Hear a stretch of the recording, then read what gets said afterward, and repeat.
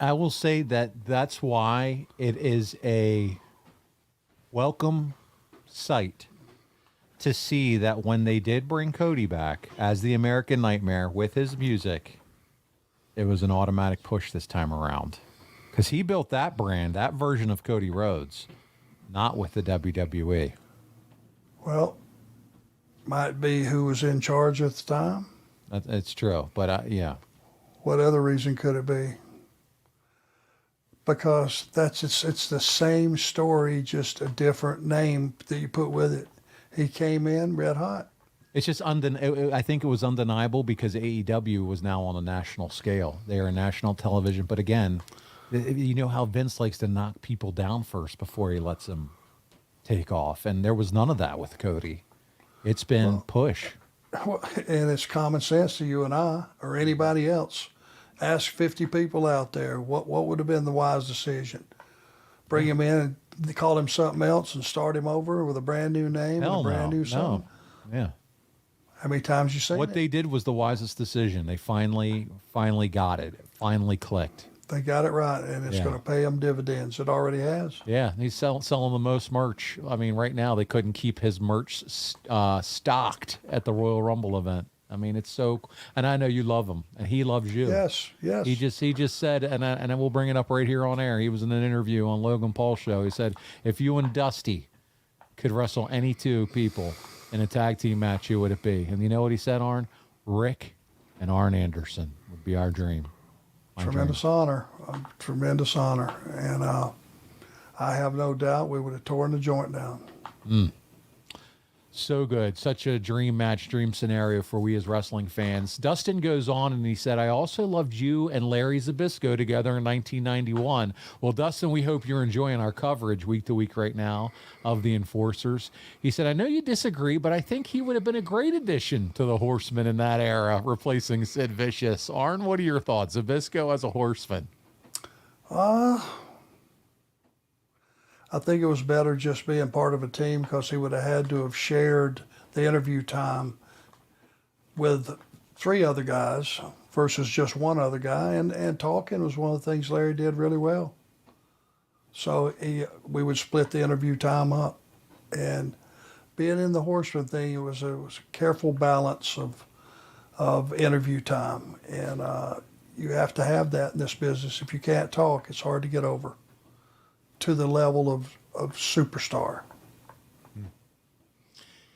That makes a lot of sense, Arn, because Larry certainly liked the mic, and that's what he needed. He needed it. He was a heat magnet, and he would have needed his own time. So I get what you're saying. Scott Golden wants you to tell us what makes for a good wrestling commentator. The little things, the details, like we talked about last week with JR. Pretty much, it's easy to show me the big things, but it's like a shot in the back of the head, a tag and a trip of the ankle, and hang on to a guy where he can't make it over and tag. And the little things to the naked eye that some fans would miss that wouldn't seem important, a guy like JR or Tony Schiavone could make important because they would tell you, point out, here's what you're seeing, guys. I know you see the big picture, but here's the little things that go into making that story what it is. Absolutely. It's that play-by-play, real story feel. And I think that you're still able to accomplish that by moving the story forward. Sometimes I feel like there's so much promotion of the next event, the next match, what we have to come up here on the show, that you lose the detail of the match.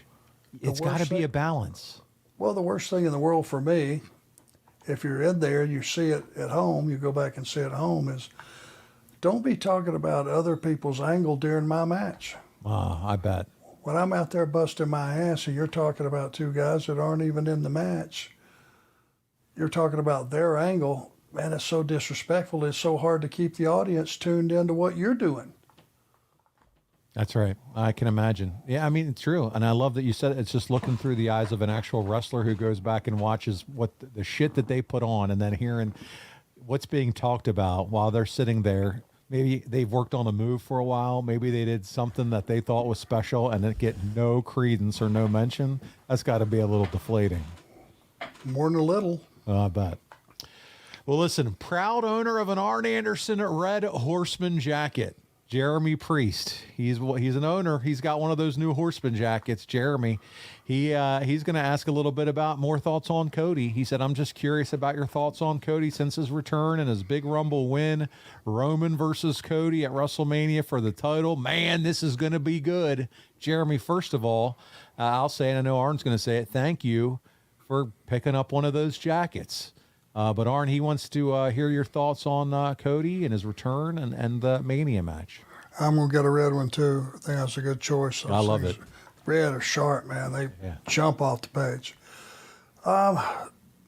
Here's the thing, and I just look at it as reality. Wrestlers have been jumping companies since day one. It's all about timing. It's all about, making the right decision for your family more so than anything else. Any guy that changes companies because his family, it is to their benefit, how can you say that that's a wrong move? I don't think you can. Everything has to be for your own individual achievement in this business. You are the product. You are what you got out there to present to the owners of companies, promoters, and hey, here's the product. This is the product. You have to take care of yourself, and you have to make decisions, and timing is everything in this business.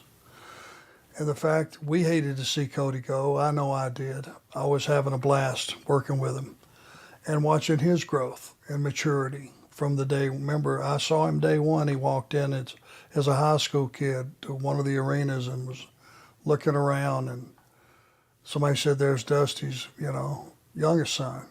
And I remember that day clear as a bell. And I've seen his growth, and I've seen what's inside of his head and how he thinks about the business and how smart he's become.